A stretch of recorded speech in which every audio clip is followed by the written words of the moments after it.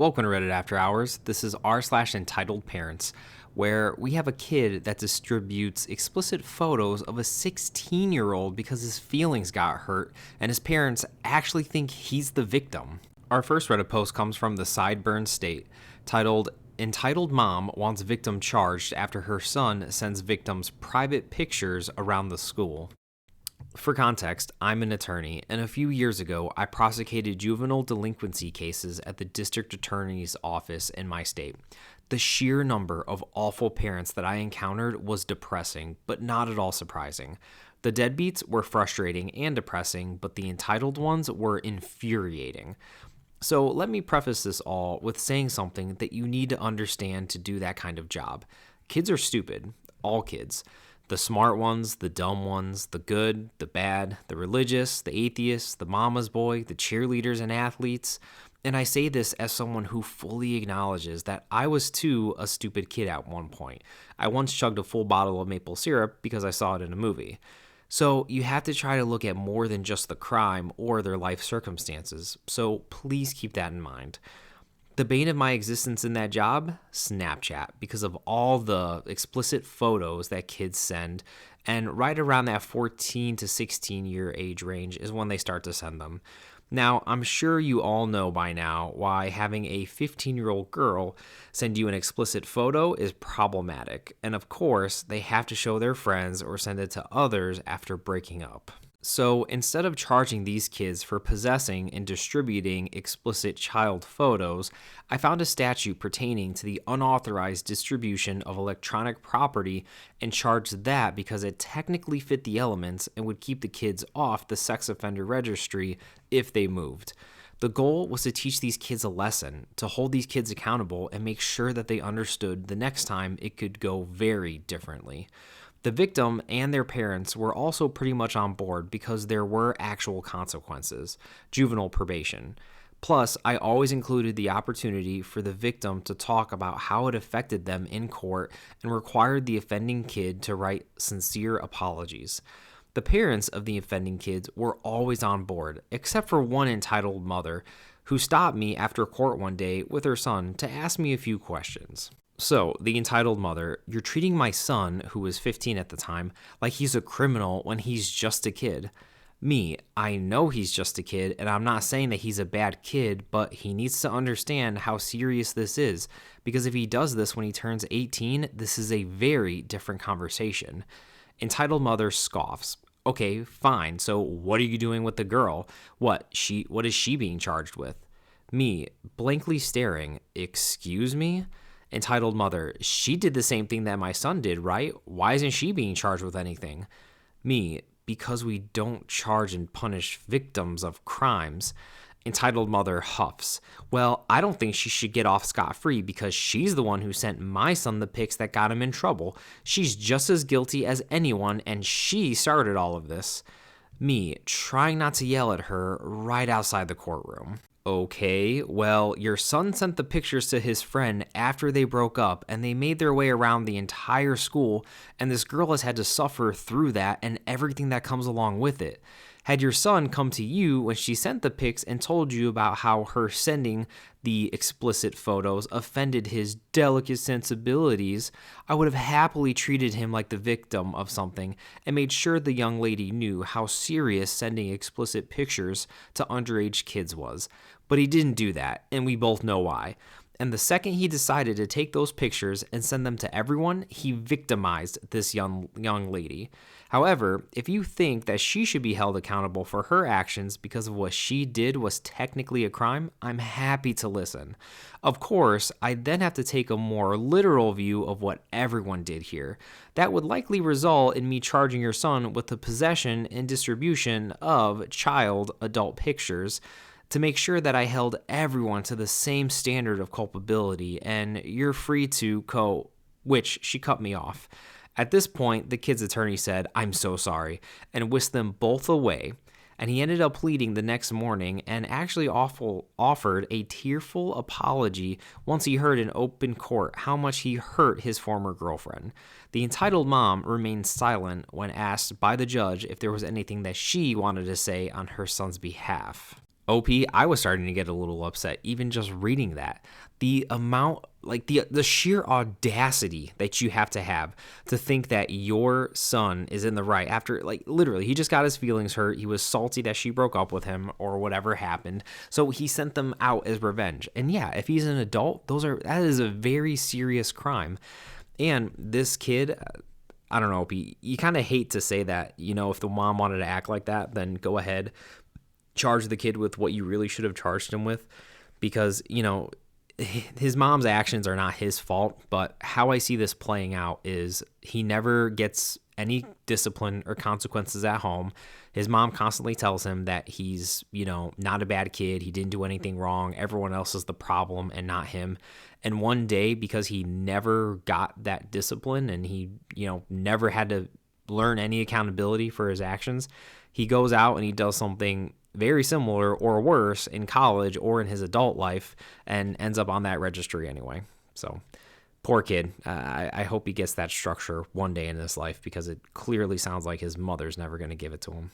Our next Reddit post comes from Fried Wonton, titled, "Mom decided to call me and says that she's going to ignore me asking her not to kiss my baby because my sister told her that I was being ridiculous.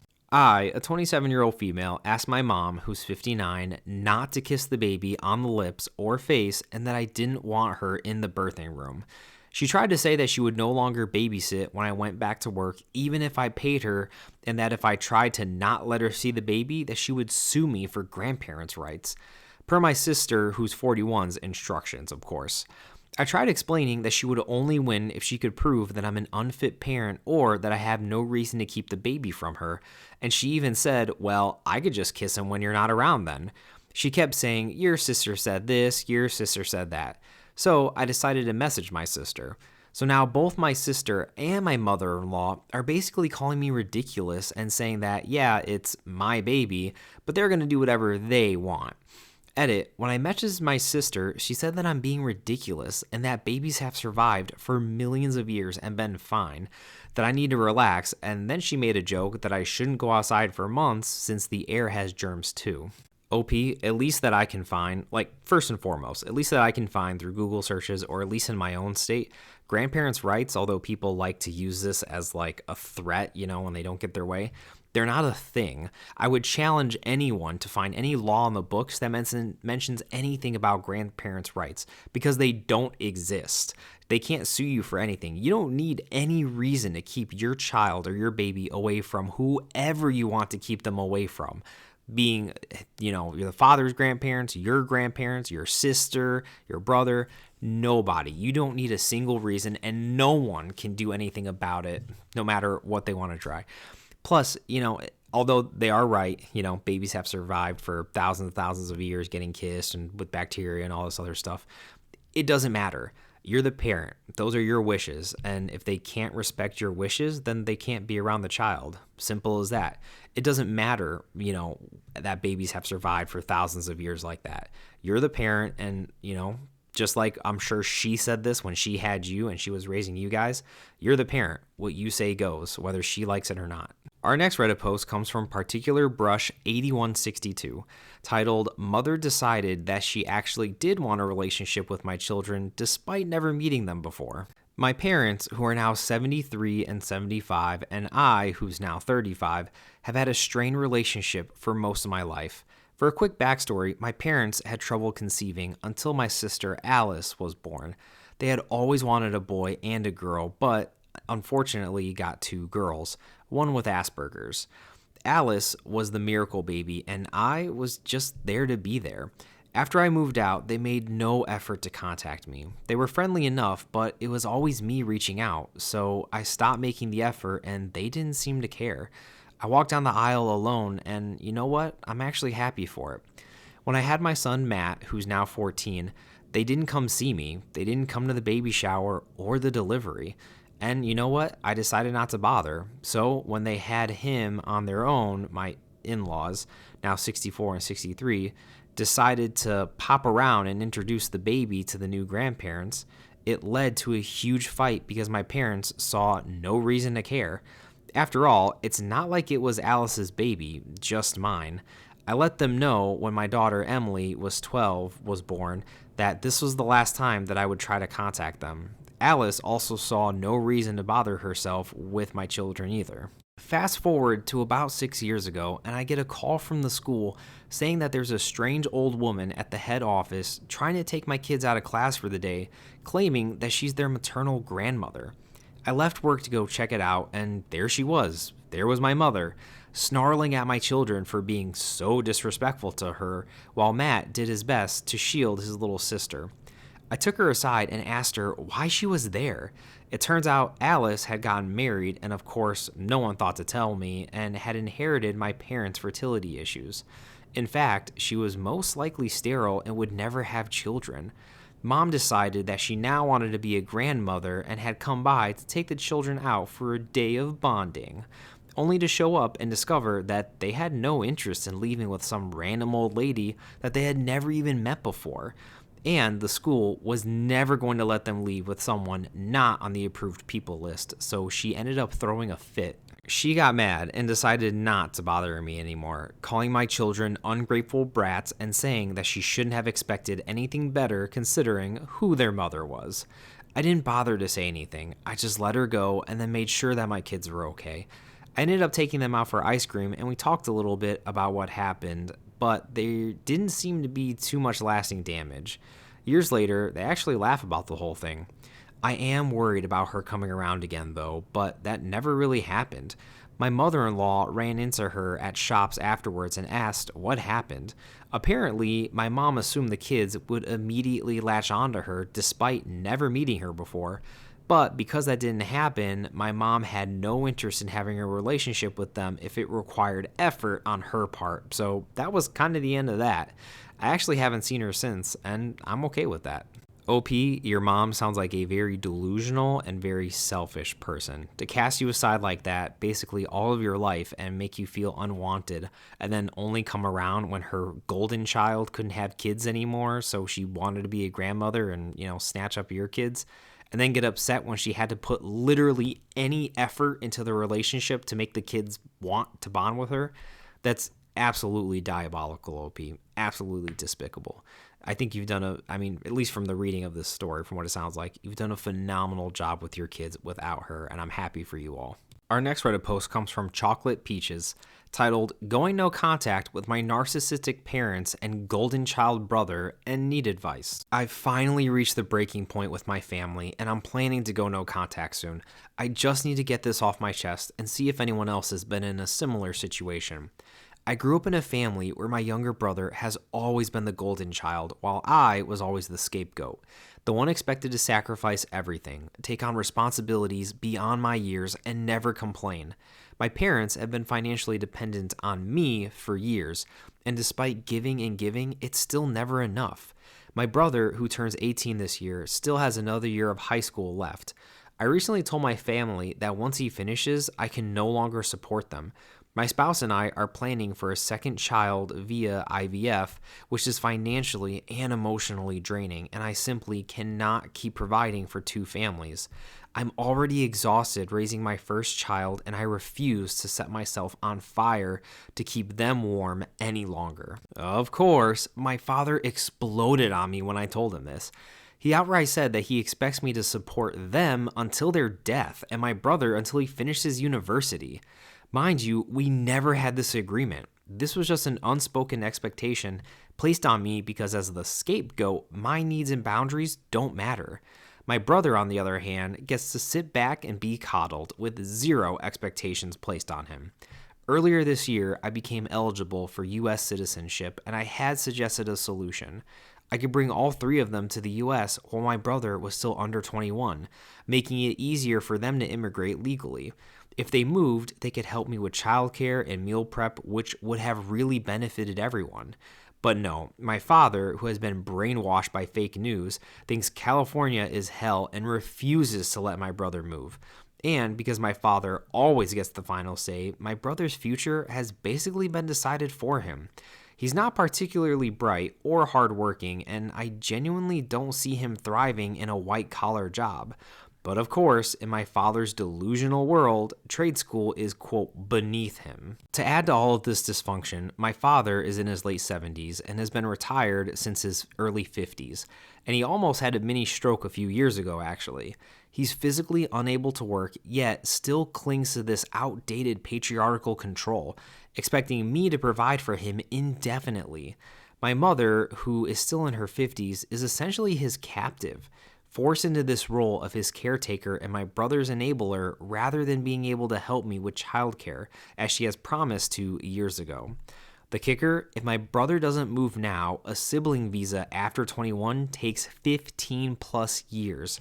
I have no interest in sponsoring him then because I have my own family to take care of. But it's not like my parents think that far ahead. They just assume I'll always be there no matter how much I protest and tell them that I won't. At this point, I'm mentally and emotionally done. The moment my brother finishes his last high school exam, I'm cutting contact. It's sad because I know my father is going to regret his decisions, and my brother, being the golden child, is completely unprepared for the real world, but that's no longer my problem. Has anyone else ever dealt with narcissistic parents who favored a golden child while using you as their personal ATM/caretaker? How did you handle going no contact? I feel guilty, but it's also like a huge weight is about to be lifted. I'd appreciate any advice or stories from people who have also been through this. OP, I think it's crazy that you say that your brother being ready for the real world is no longer your problem, when realistically, it was never your problem. It was your parents that are supposed to get him ready for the real world and give him that discipline and structure to teach him how to be a functioning member of society. That's not your job. It was never your job. Your parents just unfairly pawned that off on you. And yeah, I was kind of in a similar situation, right? My parents pawned a lot of things off on me when I was a kid, kind of forcing me to do a lot of things for my kids and kind of act like a, second parent to my siblings, which is still unfair, but you're kind of in the same boat. It was never your responsibility to begin with. I understand that, being young, you kind of just feel like you should take care of them, so you kind of make it your responsibility, and now you're feeling bad. But like you said, it feels like a weight is about to be lifted off your shoulders, and you deserve that, especially as someone who's already taking care of a family. That is expensive. Taking care of two, I can't even imagine. You gotta do what's right for you, OP, and, your brother is about to get a big wake-up call, and, I hope things work out for him. Our next Reddit post comes from DabKitty420, titled Entitled Dad at the Park. I went to the park the other day with my son, and I've been debating whether I should post this, but I decided it was a little too entitled not to share. The park we went to is large and spread out with many bike paths and bike stands, as well as several different playgrounds of varying levels and activities. My fiance dropped us off and left to get supplies for his business. My son is almost 2 and is obsessed with this little xylophone piece that they have. We played there for a while with plenty of parents everywhere with their kiddos, including one Ed, who was watching his son bike around on the paths. My son is absolutely obsessed with bikes. His dad does BMX and has had him on a bike since day one, literally just for pictures though, LOL. I'm always careful to keep him away from other people's bikes though. At one point, I took my son to the swings at the other end of the park and pushed him for a while before returning to the music area. At some point during that time, a bike boy had finished riding and was playing on the large structure near the music area. However, he had left his bike right there, right by the music area. I didn't want to be a Karen, so I just ignored it as it wasn't in the way anyway, and my son was absorbed in the xylophone toy anyway. He did notice it eventually, and I had to redirect him back to the music toys. This worked, but I had to redirect him about every 5 minutes-ish. At one point, while digging for his juice, he managed to grab the pedal and spin it.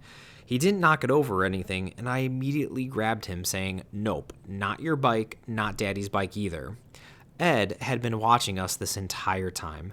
I'd glanced over a few times and seen him staring at us with his arms crossed while his son played off to his right. As I straightened myself with my son, now on my hip, he rushed over and began screaming at me. Ed, now screaming, "You need to keep your effing bean baby off my son's bike." Me, what the hell? I literally picked him up the second he touched it. He spun the pedal, he didn't knock the bike over, and what the hell do you mean my son is a bean baby? Ed, still yelling, and now people are starting to record. I heard you. I heard you call him a Spanish name. Then he leans in and drops his voice, trying to sound menacing. You need to get your bean baby, collect your stuff, and take his wetback dad back to Mexico. If he even stayed with you, you effing race traitor. Me, get the hell away from me. Then I kick the bag on the other side of the play structure as I dart around it. At this point, his son ran back over and grabbed his bike. The poor kid looked absolutely terrified. Then the poor kid says, Dad, let's go. People are watching. Mom's going to be pissed if you get in trouble again. And then he starts pulling at his dad. As for the Spanish name that I was calling my son, I was calling him Papicito. After that, our park day was ruined, so I grabbed our stuff while calling my fiance to come pick us up. No one came over to help. No one came over after to make sure that we were even okay.